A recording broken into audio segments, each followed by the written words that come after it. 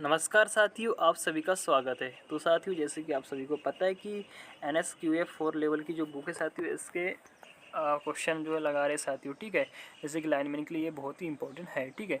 तो देखिए साथियों, ये मॉडल पेपर नंबर 4 है। तो इसका हम लोग पहला क्वेश्चन देखते हैं। इंपॉर्टेंट क्वेश्चन है। क्वेश्चन बोल रहा है कि एक 3 फेज 4 तार सिस्टम को आमतौर पर किसके लिए उपयोग किया जाता है। तो माय डियर फ्रेंड, आप सभी ने देखा होगा जो ट्रांसफार्मर होता है, डेल्टा स्टार होता है, जिसके सेकेंडरी में क्या होता है, 3 फेज और एक न्यूट्रल निकलता है, ठीक है।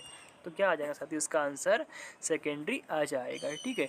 आगे देखिएगा, नेक्स्ट क्वेश्चन आ रहा है कि आई मतलब होता है इंडियन इलेक्ट्रिकल नियमानुसार, इंडियन इलेक्ट्रिकल रूल उपभोक्ता के परिसर में घोषित और वास्तविक वोल्टेज के बीच अधिकतम स्वीकार्य भिन्नता होनी चाहिए। तो साथ ही इसका जो टॉलरेंस होता है ±5% होता है, ठीक है। आगे देखिए साथियों, नेक्स्ट क्वेश्चन देखेंगे। क्वेश्चन नंबर है तीसरा कि पावर केबल में संचालन का आकार किस पर निर्भर करता है। तो साथ ही जो पावर केबल होती है उसके लिए वह वहन की जाने वाली धारा मतलब कि करंट पर निर्भर करता है, ठीक है।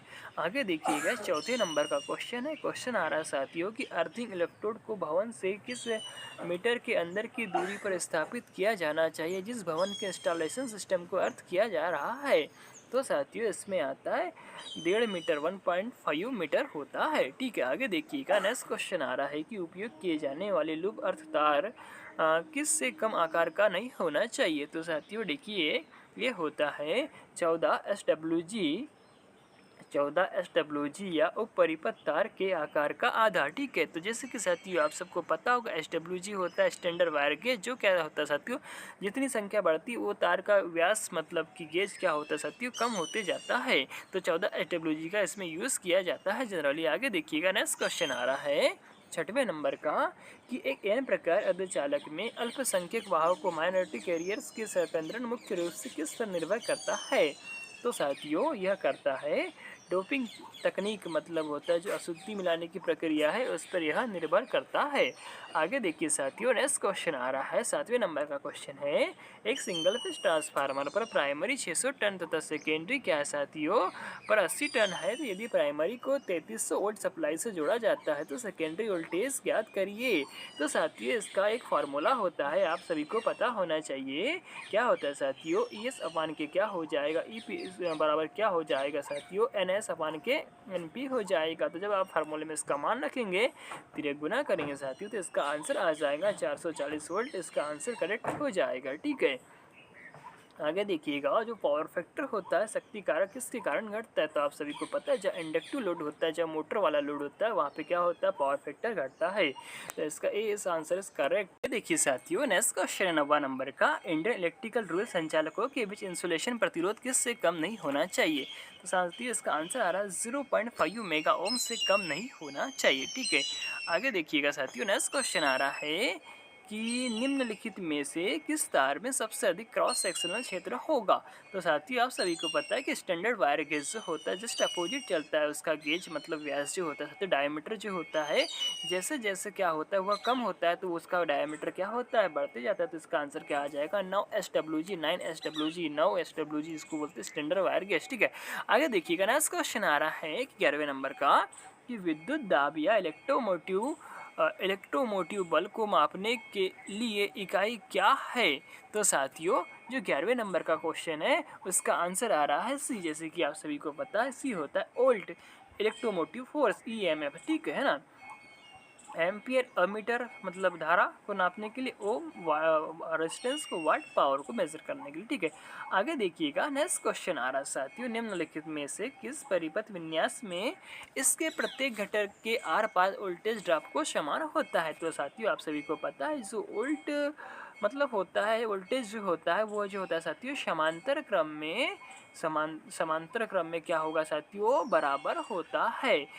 आप सभी को यह भी पता होगा कि जो समांतर क्रम होता है उसमें साथियों घरों की लाइनें जुड़ी हुई होती है। इसी कारण जुड़ी हुई होती है क्योंकि जितने भी इक्विपमेंट होते हैं उन सभी को क्या होता है साथियों, बराबर वोल्टेज मिलता है तथा लोड के अनुसार करंट क्या होता है साथियों, बढ़ता है। तो ठीक है, इसमें देखिए समांतर आ जाएगा। आगे देखिए, नेक्स्ट क्वेश्चन आ रहा है 13वें नंबर का क्वेश्चन है साथियों कि निम्नलिखित में से कौन सा एक श्रेणी परिपथ में कुल निर्धारण करता है। कुल निर्धारण करता है। 13 नंबर का क्वेश्चन आ रहा है, 13 में आंसर आ रहा है साथियों ए स्रोत वोल्टेज धारा के समय को। आगे देखिएगा ना, इस क्वेश्चन आ रहा है कि 14 नंबर का यदि प्रतिरोध अचानक मान घटने लगता है तो प्रतिरोधक से धारा क्या होगी।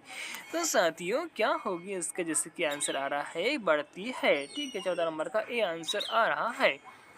आगे देखिएगा ना, क्वेश्चन है कि एक परिपथ पर लगाया गया वोल्टेज क्या होगा जिसमें 0.5 एम्पीयर प्रवाह कर रही है और 10 वाट उत्पन्न हो रही है। तो साथियों आप सभी को पता होगा फिर इक्वल टू क्या होता है, वी आई होता है ना। तो ठीक है, हमें आई निकालना है ना, आई तो दिया हुआ है, डब्ल्यू भी दिया हुआ है, निकालना क्या है, वी निकालना है। तो वी बराबर क्या हो जाएगा, पी अपॉन के आई हो जाएगा। तो जब आप इसका मान रख के भाग दे देंगे तो आपका आंसर कितना आ जाएगा साथियों, 20 वोल्ट आ जाएगा। ठीक है, आगे देखिएगा ना, इस क्वेश्चन आ रहा है, क्वेश्चन है कि 16 नंबर का 100 माइक्रो वाट में कितने वाट होते हैं। तो साथियों इसका आंसर आ रहा है 0.1 मिली वाट आ रहा है। आगे देखिएगा ना, इस क्वेश्चन निम्नलिखित में से कौन सा एक वोल्ट मीटर के लिए उपयुक्त उपयोग है। तो जो 17वें नंबर का क्वेश्चन है साथियों, जैसे कि आप सबको पता है वोल्ट मीटर क्या करता है, विभवांतर को मेजर करता है। 18वें नंबर का क्वेश्चन आ रहा है कि एक डीसी परिपथ में एक वोल्ट मीटर को जोड़ते समय किस बात का ध्यान रखना चाहिए। तो हमें पोलैरिटी का ध्यान रखना चाहिए। ठीक है, याद रखिएगा। इस क्वेश्चन है साथियों 6 क्वेश्चन आ रहा है 19वें नंबर का कि 6 एम्पियर की कुल धारा वहन करने के लिए डिजाइन किए गए 30 वोल्ट एसी एक स्रोत से संचालन कर रहे हैं। तो समांतर परिपथ में सुरक्षा डिवाइस जो फ्यूज होता है क्या होगा, तो वो क्या होता है साथियों, खुल जाएगा। क्यों खुल जाएगा, क्योंकि इसमें दिया है जब प्रतिरोध अचानक 2 ओम तक बदलता है। तो इसका आंसर आ रहा है साथियों खुल जाता है। ठीक है, आगे देखिएगा नेक्स्ट क्वेश्चन आ रहा है, क्वेश्चन है 20 नंबर का कि प्रतिरोध R के एक तार की लंबाई तथा क्रॉस सेक्शन दोनों दुगना हो जाए तो इसका प्रतिरोध क्या होगा। तो साथियों इसका प्रतिरोध क्या हो जाएगा, R ही रहेगा। ठीक है, R ही रहेगा। आगे देखिएगा, R हो जाएगा। ठीक है, क्वेश्चन साथियों 200 वाट 200 वोल्ट लैंप का प्रतिरोध होता है। तो जब आप इसको सॉल्व करेंगे साथियों तो आपका आंसर आ जाएगा 200 ओम आ जाएगा। तो साथियों सॉल्व कैसे करना है आपको, सिंपल सा क्वेश्चन है साथियों। क्या निकालना है अपने को, आर निकालना है। तो आप सभी को पता है पी बराबर क्या होता है, वी का स्क्वायर अपान के क्या हो जाएगा साथियों, आर हो जाएगा। तो आर को इधर ट्रांसफर कर देना, वी यहाँ रखा हुआ है, आर का मान निकालना, पी दिया 200, 200 से 200 कट हो जाएगा, बचा 200। ठीक है, आगे देखिएगा नेक्स्ट क्वेश्चन आ रहा है, क्वेश्चन है 21, 22, 23, 22 नंबर का क्वेश्चन है साथियों कि एक मल्टीमीटर का उपयोग किससे मापने के लिए किया जाता है। तो प्रतिरोध, धारा, वोल्टेज इन सभी को मापने के लिए किया जाता है। आगे नेक्स्ट क्वेश्चन है कि एक मल्टीमीटर एम्पलीफायर में वांछनीय विशेषता क्या है। तो साथियों यह क्या होता है, अच्छी आवृत्ति प्रक्रिया होती है। ये क्वेश्चन देखिए 24 नंबर का कि एक साइनोसॉइडल फ्लक्स 0.02 वेबर अधिकतम तथा ट्रांसफार्मर सेकेंडरी कॉइल के 55 टर्नों के साथ जुड़ा है। तो सप्लाई आवृत्ति 50 हर्ट्ज है, सेकेंडरी में प्रेरित ईएमएफ का आरएमएस मान होगा। तो साथियों जो 24वें नंबर का क्वेश्चन है इसका जो आंसर आ रहा है साथियों 244.2 वोल्ट आ रहा है। आगे देखिएगा 25वें नंबर का क्वेश्चन है साथियों कि एक मेगर में टर्मिनल होते हैं। तो जो मेगर होता है साथियों उसमें कितने टर्मिनल होते हैं, 2 टर्मिनल होते हैं।